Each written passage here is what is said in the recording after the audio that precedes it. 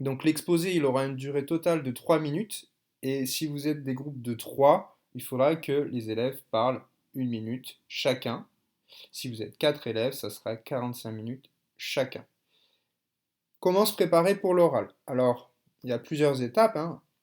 Première chose à faire, il va falloir répondre aux questions du sujet avant la prochaine séance. Donc la séance où vous passerez à l'oral. Vous allez voir, selon vos sujets, vous avez plusieurs petites questions.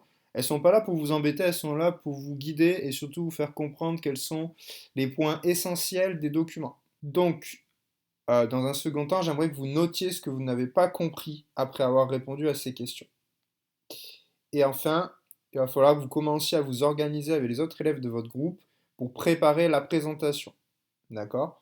Donc vous serez amené à communiquer entre vous avant la séance où je vous évalue.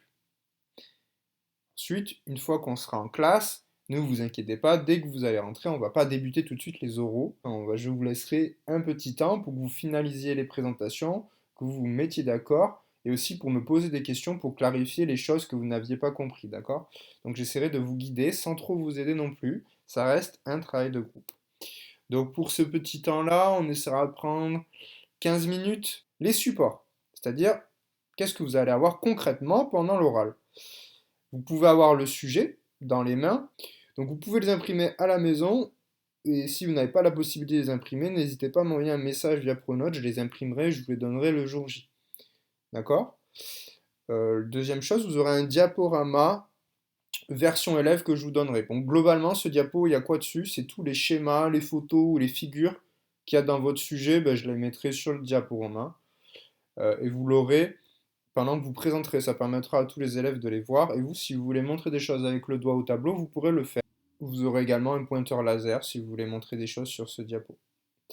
Vous pouvez, alors j'ai marqué note, vous pouvez prendre une feuille, vous avez votre plan ou des mots-clés, mais je veux pas qu'il y ait de phrases. Vous pouvez marquer les mots compliqués, des valeurs ou des choses comme ça, mais on évite au maximum d'écrire des phrases.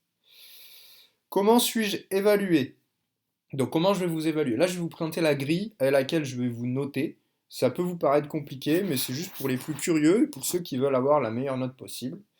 Je ne suis pas obligé de vous donner ce document, c'est vraiment un document que moi je vais utiliser, mais je préfère vous le présenter. Vous allez avoir une note sur 20 qui se découpe en deux parties. Une note individuelle sur 8 points qui vous concerne vous en tant qu'élève, et une note sur 12 points qui concerne le groupe. Donc vous allez voir que j'ai plusieurs colonnes pour l'élève 1, 2, 3 ou 4 dans le cas des groupes de 4. Et à chaque fois, j'ai des critères de réussite particuliers avec différents niveaux de maîtrise ici qui sont associés à des points. Je vais évaluer la fluidité du discours. Est-ce que vous parlez de manière hachée, ce qui correspond à 1 point sur 4, ou est-ce que vous parlez de manière très fluide, sans réciter par cœur? 4 points sur 4 pour ce critère. Contact visuel, audibilité, est-ce que tout le monde peut m'entendre? Je vous laisse mettre pause et regarder tout ça. Temps de parole respecté. Est-ce que j'ai parlé 1 minute si on est 3 ou 45 minutes si on est 4? Si ce n'est pas le cas, il y aura un petit malus, donc je retire des points. C'est un travail de groupe, il faut quand même que tout le monde participe.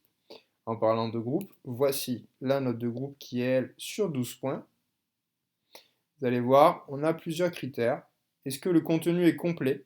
C'est-à-dire, est-ce que j'ai répondu à toutes les attentes de mon patient ou de ma patiente? Vous regarderez bien la consigne de votre sujet. Contenu exact. Eh bien, est-ce que ce que vous me racontez est juste? Donc, vous allez voir, vous avez différents niveaux de maîtrise. L'argumentation. Donc ça, c'est quelque chose qu'on travaille depuis quelques temps. Il ne faut plus affirmer des choses. Il faut se reposer sur des faits scientifiques ou sur des résultats, où vous allez comparer deux choses, où vous avez des expériences qui ont été menées, et où vous pouvez interpréter, aller plus loin que ce qu'on vous présente. D'écrire un document ne suffit plus. D'accord? Terminé, raisonnement logique. Est-ce que ma présentation, il y a un fil rouge? Est-ce qu'on part d'un point A à un point B de manière logique? Est-ce que les arguments s'enchaînent de manière logique? Il faut que c'est une structure où vous allez parler à un patient ou une patiente. Il faut qu'il puisse vous suivre. Pour terminer, je vous poserai deux petites questions, une ou deux, après votre présentation. Si vous avez bien répondu, je vous mettrai des points en plus, c'est un bonus, hein. Si ce n'est pas le cas, ça n'aura pas d'impact. D'accord? Donc ne vous stressez pas. Au final, vous, l'élève 1, 2, 3 ou 4, vous aurez une note sur 20, qui sera le cumul de votre note individuelle sur 8 points et de votre note de groupe sur 12 points. Il ne faut pas se mettre le stress. Je veux pas que vous stressiez. Je sais que c'est pas évident. Et puis je serai là pour vérifier que tout le monde est bienveillant. Moi, je veux aucune moquerie et sachez que si c'est le cas, sera pénalisé lourdement. Je veux qu'on puisse progresser tous ensemble sur cette compétence. Parler à l'oral, c'est jamais agréable, mais on n'est pas là pour juger. On est juste là pour progresser ensemble. Donc je vous souhaite bon courage et une bonne préparation pour l'oral.